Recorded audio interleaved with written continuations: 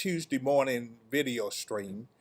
This entire week, we're going to focus on the topic of trauma and how do you readjust, readapt to the normal world that you were once in prior to the COVID-19 crisis. So throughout the week, we're going to address how do we reunify with ourselves in order to have a fairly productive life post COVID-19. Again, we're broadcasting 15 till the hour, 11:45 until about 12:20. Please remind everyone that we're now streaming from 11:45 forward, not from 11:30. Several people missed part of the show on yesterday because they logged in too early and they thought we had just stopped the broadcast. But we're not starting until 11:45. So if you could make note of that and then just pass it on, I think that would be very beneficial. Let's enjoy our devotional singing until noon, when we will come back with our second lesson on how to readapt after traumatization. Troublesome times are here, filling men's hearts with fear. Freedoms we all hold dear, now it's at stake. Humbling your hearts to God, safe from the chastening rod. Seek the way pilgrims trod, Christians away, and Jesus is coming soon. Lord, morning or night or noon, oh, and many will meet there too. And the trumpets will sound, in all of the day. Righteous meeting in the sky will be going where no one died. Heavenward bound. So many go, losing their homes of gold. This is God's word. We've been told evils abound. All has come to pass, nearing the end. At last, Lord, it will come very, very, very fast. The trumpets will sound. And Jesus is coming soon. Lord, morning or night or noon, well, meet there too. Oh, the trumpets will sound. Trumpets will surely sound. All of the day, then shall rise. Righteous in the sky will be going where no one died. Heavenward bound. Troubles will be happy forevermore when we meet on that shore, free from all care. You know that we'll be rising up in the sky, telling this old world goodbye. Onward with thee shall fly, and glory to share. Jesus is coming soon. Morning, night, and many will meet there too. And those trumpets will sound. And all of the day shall rise. Righteous in the sky, going where no one died.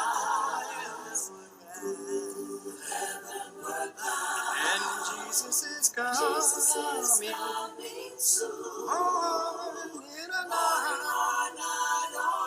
Yes, and many will meet. There too. Cause the trumpets will sound. Trumpets will surely sound. The dead shall rise. The majesty in the skies. No, where no one dies. So I'm gonna be going where no one dies. Way over yonder. Where no one dies. You're looking for me one day. No one dies. Back down here where no one dies. I'm going where no one dies.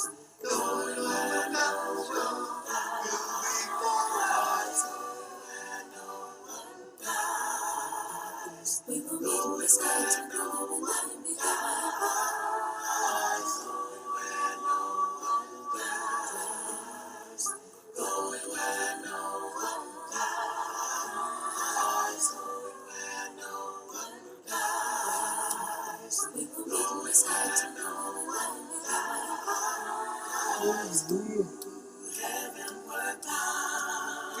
Heavenward bound. Heavenward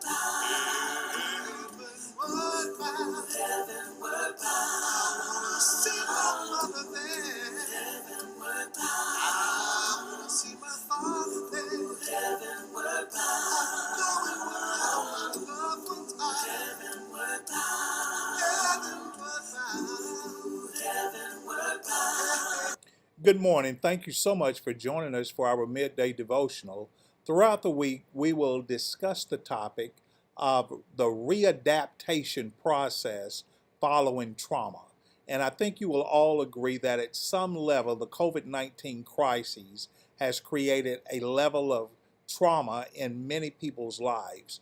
And now that people are trying to return to a normal sense of operations, the challenge becomes, how do we move beyond the past 3 to 4 months of the crises? Throughout the week, we will discuss how do we readapt after being traumatized. Let's enjoy one more song, and then we will start our lesson for today. That's right. I call him home.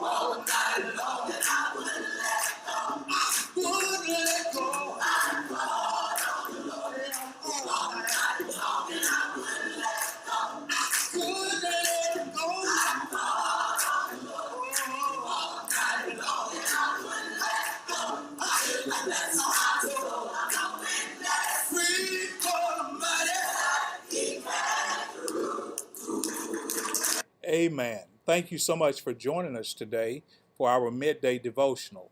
Throughout the week, we will discuss the topic of how do we readjust, the readaptation process, once we have experienced an extensive period of traumatization. I'm certain that you will agree that over the past 3.5, 4 months, it has been somewhat of a unique experience, to say the least. And once we go through such an isolation, basically a quarantine, uh, there are some dynamics that plays into venturing back out. Although we are excited, we're anticipating the venturing out, going out without masks, being able to be close to people that we've learned to love over the years, there is still a little bit of trepidation that goes with that. So, what I thought would be wise to do, as many places around the country are trying to return to a state of normalcy, although in 26, 27 states, it seems as if the virus is escalated. So it's a little bit of a conflict going on in terms of, do we venture out or do we still stay sheltered in place? Well, we're probably required to do both in order to stay safe. So as we contemplate going out again, let's talk about the process that the mind must experience in order for us to mentally be able to reconnect with the world that we left behind in March. As I was saying on yesterday, there are 2 or 3 things that are necessary in order for us to improve, or at least to begin a proper navigation through the readaptation process. One is our relational activities in the context of people that we were connected with prior to the event. So we must be willing to reconnect to those relational activities of pleasure, of fun, of being just sort of relaxed, being around people. Now, right now, people we know, have you found yourself not being able to relax around them? Even if you run into somebody at the grocery store? Let me illustrate it this way. How relaxed are you around people that do not have a mask. See, once this crisis passes, then we must readapt to being engaged in relational activities without the trauma. Uh, does this person have the virus? Is this person going to pass it on to me? Uh, Although we're happy to see them, there's still that little bit of hesitation going on in the mind. So, one of the things that we must do as we move beyond the crises is begin to program ourselves at the proper time that the individuals that we've been separated from are no longer a threat to our safety. And then, secondly, we must be willing to re-engage, as I closed yesterday, we must be willing to re-engage in healthy life activities. Now, the brain is saying for 2 or 3 months, we've abstained from social activities. We've abstained from the walks in the park. We've abstained. Have you noticed even going to the grocery stores? Is zip, zip. You get in there, you get what you've come for, and you're gone. You go to the drugstores, you get in there, you get what you went in there for, and you're gone. Even in going to doctor's offices, have you noticed there's not the chatter in the waiting room because there's nobody in the waiting room but you for the most part? They schedule it to where only one patient at a time is in that sharing area or that waiting area. Or they've got you spaced out to where maybe there are only 2 or 3 people. Isn't that a change? Sometimes the waiting rooms for doctors' offices becomes a social place to go because you get to see people, you get to interact with people. But now, if this COVID-19 virus passes, there will be some hesitation. Your body is going to experience a little bit of shock when you open the door to your doctor's office and you see 15 or 20 people seated. And guess what? No mask. So what we must learn now is the process of readjusting. How do we mentally readapt to normal? Have you noticed most of the shows on TV now are reruns? It's strange to watch many of these TV shows that are reruns, and you see people interacting with each other. Has that experience been yours? You're watching a television show, and you see people touching. You see people hanging out together. You see people on airplanes. You see them in shopping centers. And just for a split second, does your mind say, that's not safe? That's part of the readaptation process mentally that we're all going to experience. We're watching reruns on TV.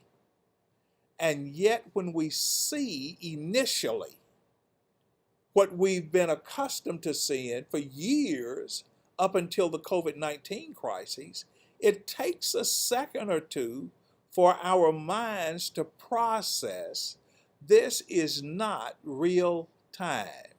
This is something that they are replaying, but our mind is saying what they're doing is not safe. Let's talk about trauma, whether we're talking about PTSD, post-traumatic stress, or whether we're talking about TBD, traumatic brain injury. In a certification class that I was attending, one of the facilitators made the observation that post-traumatic stress disorder is a traumatic experience to the brain.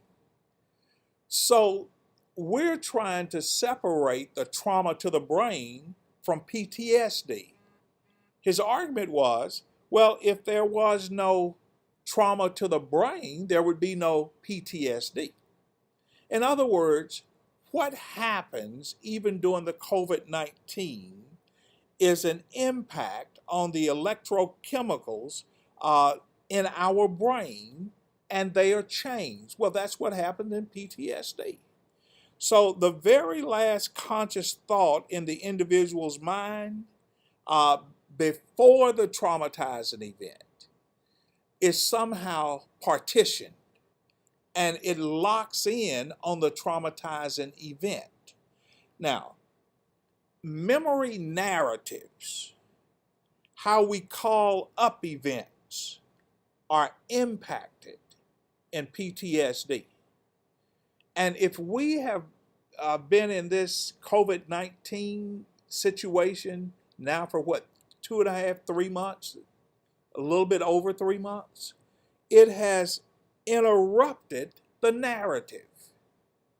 So therefore, at some level, as we began to move back into a degree of normalcy, we're going to be stuck for a minute in the narrative of the trauma. Although we're trying to reconnect to the last event of pleasure, of enjoyment, of excitement, of exhilaration before the traumatizing event, the trauma of the COVID-19 shutting us out, shutting us down, keeping us away from work, keeping us away from church, keeping us from traveling, that's something that has blocked the connection to what was pleasurable. Even as we prepare to return to church, I'm going to tell you up front, for many people, that's going to be a bittersweet experience. On one hand, there's going to be the, wow, we get to go back, we'll get to see people, we'll get to interact, but then there's going to be where that separation took place, that traumatizing event of where we've been separated for over 3 months. And the challenge of reunification is dealing with the how we recall. So we deal with the narrative, how we call up events, but we also deal with the memory of implicit things, the who was there, the colors.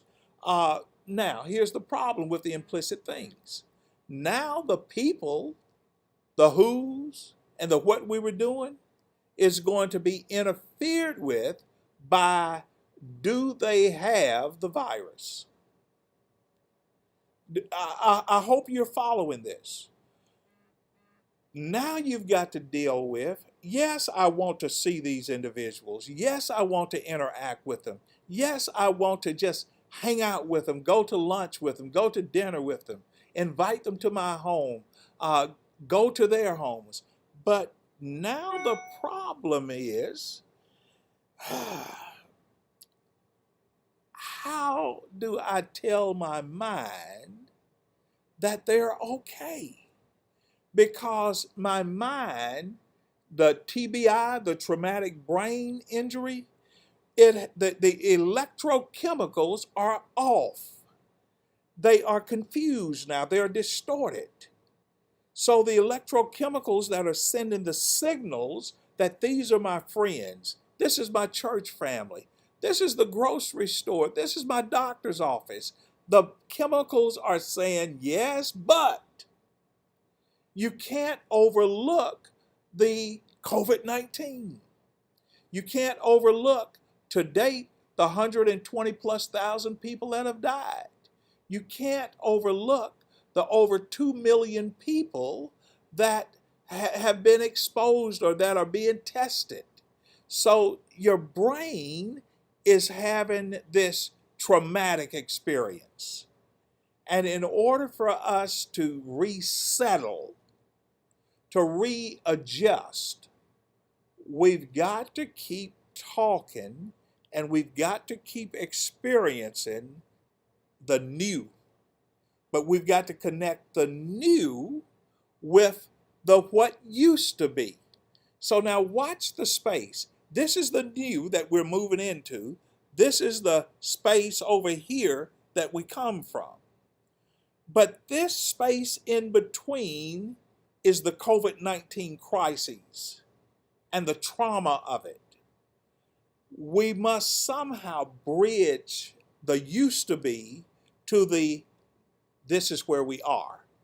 And there's a gap, there's a valley, there's a wall called the trauma of the COVID-19 that now we've got to compress. And now we've got to make sure that we're not living in this gap anymore. In trauma, the narrative memory is truncated and is completely sensory. In other words, I began to not deal with the memories of what used to be, but I deal with the sensory of the feelings of what might be. Man, I might get sick. If I get sick, I might die. If I get sick, I may have lung damage. I may have heart damage. And that's going to lead us to disassociative processing or disassociative learning. And that's going to pair itself with terror, trauma. So we're trying to get out of the trauma. But because everything is now sensory driven, as we walk closer to normalcy, our mind keeps pulling us back into the abnormal. And the challenge becomes, how do we move further and further away? On tomorrow, I'm going to talk to you about mental unity and how we reconnect the two parts together. The narrative of, boy, these are the events, and the sensory. How do we get the things back together again? Now, let me give you a biblical illustration of how challenging this might be. There's a story in the book of John, chapter 11, and I don't know if you've ever analyzed the text of John chapter 11. It's really a story of Jesus healing. He's going to heal a good friend by the name of Lazarus. It's in the family of Martha and Mary. But one of the unique qualities of studying John chapter 11 is basically from chapter 11, verse 1 through verse 46. 46 verses basically deals with Jesus raising a man from the dead and moving a family from trauma back to joy. I mean, the family is a good family. They're a loving family. They are a kind family. They are a godly family. That's the yesterday family. And then the trauma hits. Lazarus dies. So what Jesus is going to attempt to do in the story is move them away from their trauma back to their narrative of pleasure. And you're going to see him struggle with the family, trying to pull them back to what they really wanted to be. They wanted to go back to the pleasure. They wanted to go back to the fellowship and the camaraderie and having their brother Lazarus around. But they've been traumatized. Just like many of you, myself included, we've been impacted by this COVID-19, whether we want to accept it or not. We all have. When you hear a person say, "Oh, it didn't bother me," well, that person has probably some trouble with lying. They may have some trouble with dishonesty because they're not being honest. This COVID-19 has impacted everybody, whether we're willing to admit it or not. The death of Lazarus disrupted normalcy. So what Jesus will do is allow the family to deal in that space of abnormal feelings. And they were totally uncomfortable with it. And then Jesus shows up and says, okay, let me help you get out of that. And then they began to resist Jesus. I want you to look at the story, but I want to invite you to read it on your own. It's too intense for us to read in a brief series like we're doing today. But let me do sort of the beginning of the story. A man named Lazarus, John chapter 11, beginning at verse number 1. A man named Lazarus was sick. He lived in Bethany with his sisters, Mary and Martha. This is the Mary who later poured the expensive perfume on the Lord's feet and wiped them with her hair. Her brother Lazarus was sick. This is the second time the text has said it. So the two sisters sent a message to Jesus telling him, Lord, your dear friend now is very sick. Do you see? From a pleasurable family, now they're dealing with a sick brother. And now they're saying, let's send to Jesus, but tell him he's very sick. But when Jesus heard about it, he said, Lazarus' sickness will not end in death. No, it happened for the glory of God, so that the Son of God will receive glory from this. So although Jesus loved Martha and Mary and Lazarus, he stayed where he was for the next 2 days. Finally, he said to his disciples, let's go check on Lazarus. But the disciples said, Rabbi, they said, only a few days ago, the people in Judah were trying to stone you. Now, are you going there again? See, the disciples have experienced their own TBI. But Jesus says, yeah, our friend Lazarus has fallen sick, or now he's asleep. But how I will go and I'll awake him. Jesus says, no, I've got to go now because he's really dead. Look at verse number 12. The disciples said, Lord, if he is sleeping, he will soon get better. They thought Jesus meant Lazarus was simply sleeping, but Jesus meant Lazarus had died. So he told them plainly, Lazarus is dead. Now, there's a big trauma going on. Now with Martha and Mary. Look down at verse number 24. Verse number 22. But even now, I know that God will give you whatever you ask. Jesus told her, your brother will rise again. You see what Jesus is saying? You remember the alive Lazarus that you had fun with? You remember the alive Lazarus that you walked and talked with? You are in this space of trauma and loss, but I'm going to reconnect you with what you remember about the good times. That's what Jesus is saying. I'm going to reconnect you. That's what we want, right? We want to be reconnected to our children, to our grandchildren, to traveling, to shopping, to coming to church, to being around the people we love, right? Yes, we do. Let's keep reading. Jesus said to her, verse number 24. Yes, Martha said, verse 23. Jesus told her, for your brother will rise again.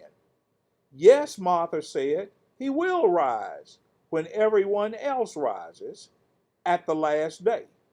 Jesus told her, I am the resurrection and the life. Anyone who believes in me will live even after dying. Everyone who lives in me and believes in me will never ever die. Do you believe this, Martha? She says, yeah, I do believe it, but my brother's dead. So what are you talking about? Look again. Yes, Lord, she said. I have always believed you are the Messiah, the Son of God, the one who has come into the world from God. Then she returned to Mary. She called Mary aside from the mourners and told her, the teacher is here and wants to see you. So Mary immediately went to him. Jesus had stayed outside the village at the place where Martha met him. When the people who were at the house consoling Mary saw her leave so hastily, they assumed she was going to Lazarus' grave to weep. So they followed her. When Mary arrived and saw Jesus, I want you to get this. She fell at his feet and said, Lord, if only you had been here, my brother would not have died. See, she's grieving. On one hand, she's happy to see the Lord. But on the other hand, she's saying, but he's dead. See, you see that mixture of happiness and grief? That's what happens when we're trying to reallocate our minds, when we're readjusting away from this COVID-19. On one hand, we're happy, but then on the other hand, we're saying, I don't know. I know that I want to be happy. I know I want to be free. I know I want to go out. But the trauma of this event has done something to me. Let me give you one more point in here, and then I would encourage you to read the rest of the chapter yourself. When Jesus saw her weeping, verse number 33, when Jesus saw her weeping and saw the other people wailing with her, a deep anger welled up within him, and he was deeply troubled. Where have you put him? He asked them. They told him, Lord, come and see. Now, what's getting ready to happen is Jesus is going to reconnect them. He's going to reconnect their yesterdays to their present day. And he's going to move them away from the pain and the trauma of the death experience. I'm saying with this COVID-19, we're going to have to experience the same. We're going to have to acknowledge this space in between has been traumatizing. It hasn't been pleasant, but we must also expend the necessary energy to reunify with the pleasure. See, Jesus is saying, I'm going to make you happy. They're saying, we don't know. We really want to be, but we don't know. Jesus, he's been dead for several days. As a matter of fact, Jesus is going to say, open the tomb, open it up. They're going to say, but he stinks. See, on one hand, they want him to be alive, but on the other hand, they're saying, don't traumatize us anymore. Jesus says, but you've got to deal with the space in between in order to get back to your days of pleasure. So if this is where you want to be over here, then you can't run from what has already happened. Well, let's quit for today. But I hope you're getting the idea about what I'm trying to teach you. Trauma is difficult, but through Christ and through the proper support systems, we can reconnect in a healthy way without looking over our shoulders, afraid every step of the way. For our family members who've lost loved ones because of the COVID-19, it's going to be a little bit more difficult for them to readjust. For people who've been sick and recovered, it's going to be a little bit more challenging. But it's our task is to encourage them through it. It's our goal to be supportive and be there for individuals who have in fact experienced it firsthand through death or through the direct sickness. I want you to come back tomorrow because we're going to talk about this whole readjustment the entire week. I want to invite you to pray with me at this time. Father, it's only your grace, it's only your mercy that has gotten us to this point. I pray now that you will be gracious toward us. I pray, Father, that you will hear our prayers. Hear our prayers on behalf of our family members, our loved ones, who've directly lost family members because of the crises. Help us, Father, to just encourage those family members who've been ill because of the crises. And Father, I pray that we can be strengthened through your word and through your spirit, that even when it is your appointed time for this crisis to pass, that we will not be terrorized by the thought of rejoining with our loved ones, with our families, with our communities, and with our church families as well. But help us, Father, to do it with confidence, to do it with joy, knowing that you will guide us into the proper time and the proper way that we should do this reunification. We love you, and we just thank you so much for every perfect gift and just the joy of life that you allow us to participate in. It's through Jesus I pray.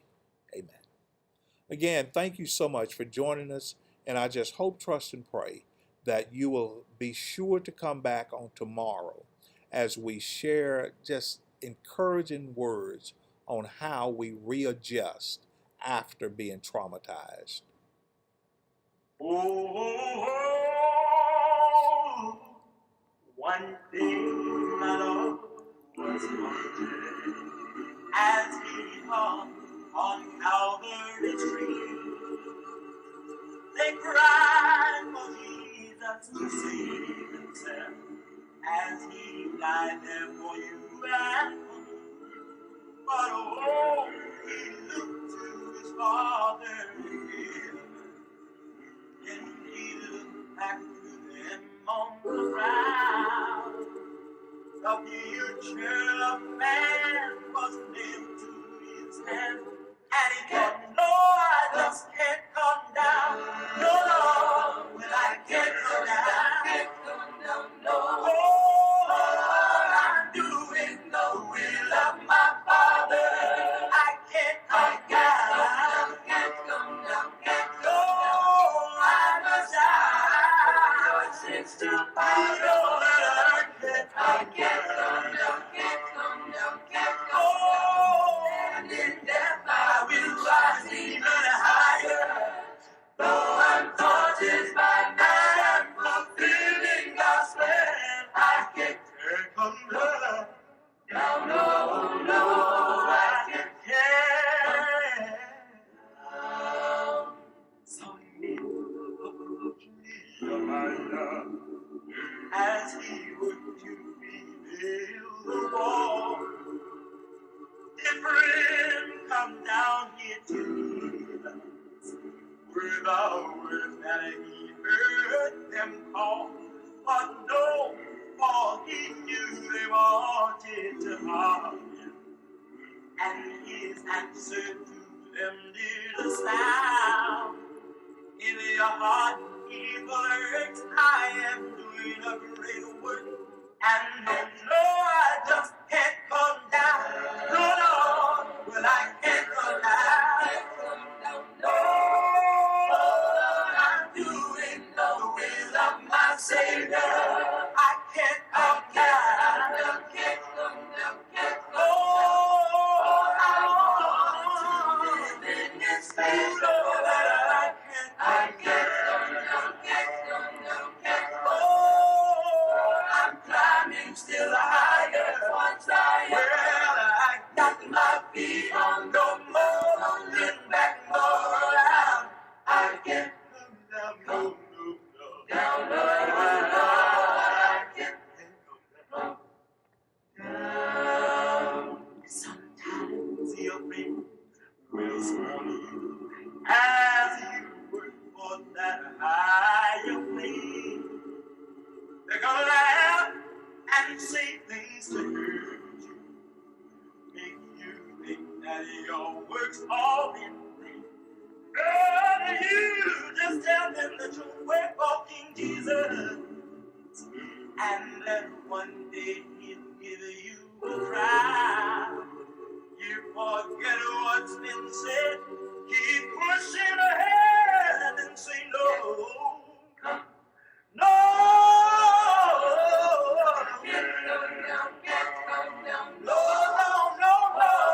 I'm doing I say no that I can't come down. Oh, I want this know that I can't come down. Oh, I'm climbing still higher. I got my feet on the more, been back more out. I can't come down, no, I can't come down. Well, I can't come down. No, I'm doing no will of myself. No,